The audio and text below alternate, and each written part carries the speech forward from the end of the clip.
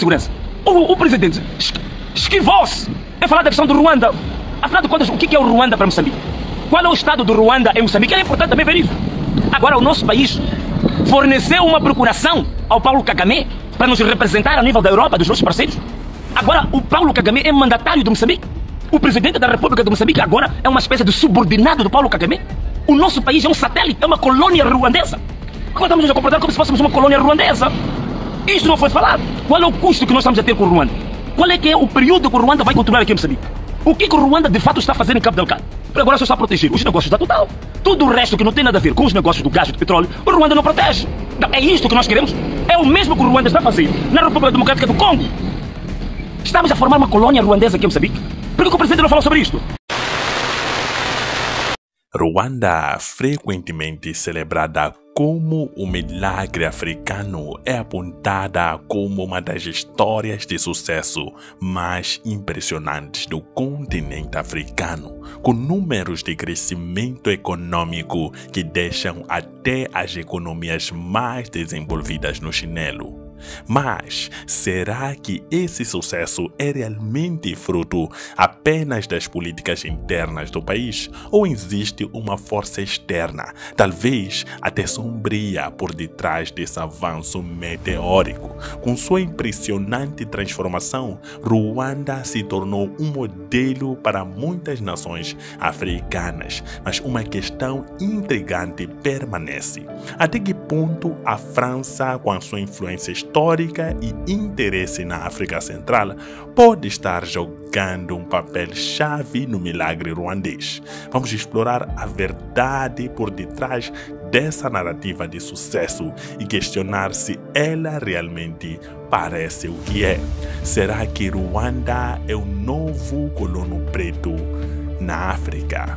Fique comigo para acompanhar este documentário. Sucesso de Ruanda. Ruanda é frequentemente considerada uma das histórias de sucesso mais impressionantes do continente africano, com um crescimento econômico notável e melhorias significativas em indicadores de desenvolvimento humano. Dados do Banco Mundial indicam que o país experimentou um crescimento médio anual do PIB de 7,2% na década, além de uma queda drástica nas taxas de mortalidade infantil de 180 mortes por 1000 nascimentos para apenas 40 mortes em 2021. Com uma estabilidade política notável e reformas econômicas focadas no setor público, Ruanda tem atraído a atenção mundial por seu progresso. O país agora aspira a alcançar o status de país de renda média até 2035 e de renda alta até 2050. No entanto, quando se olha de perto, surgem dúvidas sobre a verdadeira legitimidade desse sucesso. Seria a Ruanda realmente capaz de alcançar essas ambiciosas metas de forma independente, ou há forças externas desempenhando um papel significativo por detrás desse crescimento? A França, com a sua histórica influência na África Central e seus interesses econômicos e políticos na região, tem sido criticada por seu envolvimento nos bastidores da política e da economia de Ruanda. A relação estreita entre os dois países pode não ser apenas uma amizade diplomática, mas uma colaboração estratégica que sustenta o crescimento ruandês.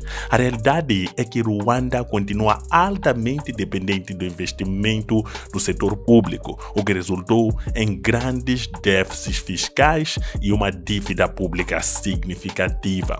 A questão, então, é até que ponto o sucesso de Ruanda pode ser atribuído ao seu governo e políticas internas. Com a ajuda financeira e política da França, será que Ruanda está a caminho para um futuro de autossuficiência, ou o país pode estar, de certa forma, sendo manipulado por interesses estrangeiros que moldam seu destino econômico?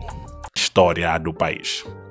Fundada no século XI por um grupo pastoral de Tutsis o Reino de Ruanda ocupava o território atual do Estado de Ruanda. A partir de 1890, o reino foi gradualmente subjugado por interesses coloniais europeus. Durante a Primeira Guerra Mundial, a Bélgica confiscou os territórios de Ruanda e Burundi à Alemanha e passou a governá-los sob o nome do Ruanda-Urundi.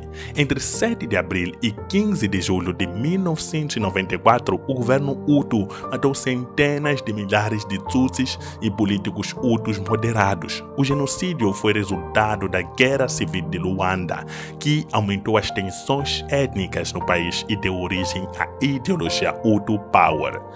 Após o genocídio, Ruanda viveu uma grande recuperação social e hoje é considerado um modelo de desenvolvimento para países em desenvolvimento.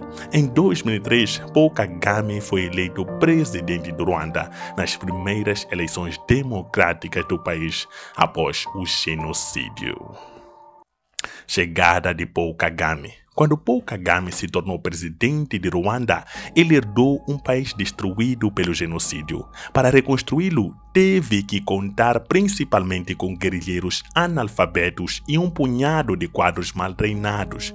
Mesmo os jornalistas mais otimistas duvidaram de suas chances, mas 24 anos depois, o país está estável, próspero, unido e em grande parte reconciliado. Os serviços sociais como educação, saúde, moradia e pecuária são oferecidos aos necessitados sem distinção de etnia ou região de origem. Duas formas de discriminação que marcaram os governos anteriores ao genocídio contra os Tutsi, o qual Kagame, como líder da Frente Patriótica Ruandesa, pôs fim. 25 anos após o genocídio, as feridas do Ruanda estão lentamente a cicatrizar. Os sobreviventes ainda veem Kagame como o garante da sua existência. Ele perdoou os perpetradores e colocou o país em uma jornada de unidade e reconciliação. Kagame tem sido rigoroso em seu estilo de governança, inflexível em relação à corrupção, populista com um discurso forte. Políticos com retóricas carregadas de ódio enfrentam constantemente duras penas e longos períodos de prisão. O discurso é regulamentado para proibir preconceitos étnicos, enquanto a democracia foi ajustada para atender à situação peculiar enfrentada pelo povo ruandês. Isso foi necessário para instaurar uma nova governamentalidade no povo ruandês. Um novo país unificado teve que ser construído com as mesmas pessoas, assassinos e suas vítimas vivendo lado a lado, com um propósito comum, a melhoria de sua aldeia, distrito e país. Nessa empreitada, Kagame agiu com o mandato do povo e dentro dos limites da Constituição de Ruanda. Sua missão como líder de Ruanda é, antes de tudo, proteger o povo ruandês do genocídio por qualquer meio necessário. Essa missão, que não é suficientemente compreendida pelo mundo ocidental, provavelmente será passada para seus sucessores por 2 ou 3 gerações.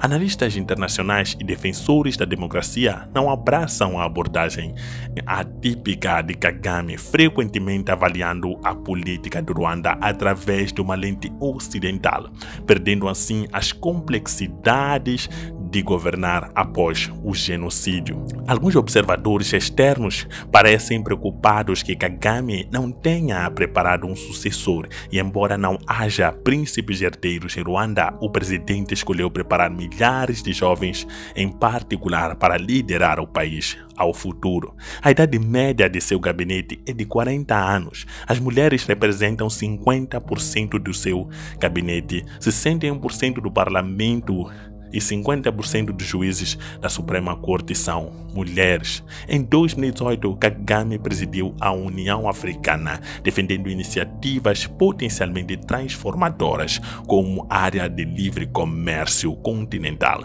que foi assinada na capital ruandesa, Kigali. A juventude africana é entusiasta de Kagame. Não é raro ver chamadas nas redes sociais pedindo que Kagame seja emprestado como presidente de seus respectivos países, mesmo que apenas por alguns meses, para arrumar as coisas. Mas a parceria com a França levanta muitas suspeitas, uma vez que esse país é conhecido como aproveitador e explorador da África. Ninguém quer a França, mas Kagame quer. A França enfrenta um profundo ressentimento anticolonial em toda a África, mas encontrou um parceiro em Ruanda que está abraçando a influência francesa apesar de anos de animosidade. Após décadas exercendo poder político, militar e econômico por toda a África, a França está reduzindo sua presença no continente, pois enfrenta ressentimento significativo em muitos países africanos. No entanto, uma nação surgiu como exceção: Ruanda. Enquanto outras nações africanas buscam reduzir a influência da França, Ruanda a está abraçando, celebrando a cultura, a língua e a comida francesa, apesar de décadas de relações frias com Paris sobre seu papel no genocídio de Ruanda de 94. Em troca, as empresas francesas estão aumentando seus investimentos em Ruanda. O aquecimento das relações também é uma rara boa notícia para o presidente francês Emmanuel Macron, que enfrentou uma onda de indignação por toda a África e foi esmagado pela extrema-direita nas eleições parlamentares europeias em 2024. Por décadas, rancor diplomático e hostilidade caracterizaram as relações entre os dois países. O Sr. Kagame acusou a França e especialmente o governo de François Mitterrand, que francês maravilhoso, então presidente, de permitir que as autoridades ruandesas que supervisionaram o genocídio de 94, no qual cerca de 800 mil pessoas foram massacradas. O relacionamento se desgastou tanto no início dos anos 2000 que Ruanda abandonou o francês pelo inglês nas suas salas de aulas, expulsou o embaixador francês, fechou a escola internacional e o centro cultural francês e bloqueou a emissora de rádio estatal francesa. Mas os eventos começaram a mudar quando o Sr. Macron chegou ao poder. Em 2021, um relatório que ele encomendou concluiu que, embora a França não fosse cúmplice do genocídio, ela tinha uma responsabilidade séria e esmagadora por ele. Ruanda publicou seu próprio relatório semanas depois e acusou Paris de fornecer apoio inabalável ao governo que realizou o genocídio para manter sua própria influência. O Sr. Macron visitou Ruanda logo após a divulgação dos relatórios, dando início a uma série de eventos que levaram à reaproximação entre os países. Em meados de 2021, a França nomeou um novo embaixador em Ruanda. A Agência Francesa de Desenvolvimento inaugurou um novo escritório em Kigali. A França doou centenas de milhares de doses da vacina da Covid durante a pandemia. Conglomerados franceses despejaram milhões de dólares em investimento em imóveis, tecnologia e turismo. No ano passado, líderes de mais de 50 empresas francesas apareceram a um fórum em Kigali. Alguns deles, incluindo o chefe da Total Energy, se encontraram pessoalmente com Kagame. Ruanda e França, após décadas de tensões, estão reforçando seus laços, mas ainda enfrentam divergências significativas. Ruanda acusou a França de não assumir a responsabilidade pelo genocídio de 94, uma tensão que voltou à tona durante os 30 anos do aniversário deste evento. Apesar disso, os dois países solidificaram sua cooperação, especialmente no setor de segurança, com a França vendo Ruanda como uma alternativa para missões militares na África, como no caso da intervenção em Moçambique. Além disso, a França tem investido pesadamente em desenvolvimento e educação em Ruanda, financiando projetos de infraestruturas e treinamento vocacional para jovens ruandeses. Ruanda, por sua vez, se beneficia economicamente e politicamente dessa parceria crescente, enquanto lida com os desafios internos e a reconciliação após o genocídio. No entanto, para muitos, as tensões históricas e a necessidade de a França lidar com o passado continuam sendo um obstáculo para uma verdadeira reconciliação. Mas a missão em Moçambique mostra que a parceria entre esses países está realmente forte. Moçambique, a primeira colônia de Ruanda. A presença das tropas ruandesas em Cabo Delgado tem sido um tema de crescente controvérsia e especulações sobre os reais interesses de Ruanda na região. O apoio do país no combate ao terrorismo tem sido amplamente reconhecido tanto por Moçambique quanto internacionalmente, com a União Europeia e os Estados Unidos elogiando a intervenção. No entanto, analistas e a sociedade civil de Moçambique têm levantado questões sobre a transparência dessa missão e sobre os custos dessa colaboração militar. Recentemente, a União Europeia anunciou uma doação de 20 milhões de euros para apoiar as forças ruandesas em Moçambique, o que gerou especulações sobre quem está realmente financiando a operação, com alguns questionamentos se os recursos não deveriam ser diretamente destinados a Moçambique. Paul Kagame, presidente de Ruanda, tem insistido que o país está a arcar com os custos dessa missão. Ele negou que a intervenção tenha sido financiada pela Total, multinacional francesa com grandes interesses no gás de Cabo Delgado, ou pela França. Porém, essa posição tem sido recebida com ceticismo, especialmente considerando a estreita relação entre a Total e o governo ruandês e a frequente presença de executivos da empresa em Kigali. O fato de Ruanda ter enviado tropas para uma região tão estratégica, rica em recursos naturais, levanta suspeitas de que o país não esteja apenas interessado em combater insurgentes, mas também em expandir sua influência econômica e política.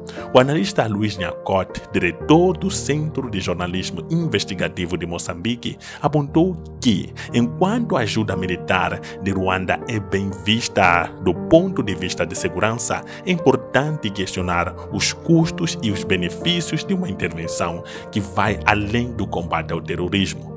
Entre aspas, a diplomacia já ensina que não existe almoço grátis. Os ruandeses têm algo a exportar: seu poderio militar, afirmou Nhacote. O governo de Ruanda, ao agir com tanta força em Cabo Delgado, não está apenas resolvendo um problema de segurança, mas também está abrindo portas para novos empreendimentos econômicos na região. Além disso, a presença das tropas ruandesas está sendo vista por alguns como uma forma indireta de compensação, com notícias sobre empresas ruandesas ganhando contratos públicos, como recentemente de cidadãos afetados pelo projeto de gás natural. As suspeitas sobre o interesse econômico do Ruanda em Cabo Delgado ganham força quando observamos o contexto mais amplo da relação entre os dois países. Ruanda tem investido em sua presença militar não só em Moçambique, mas também em outras missões de paz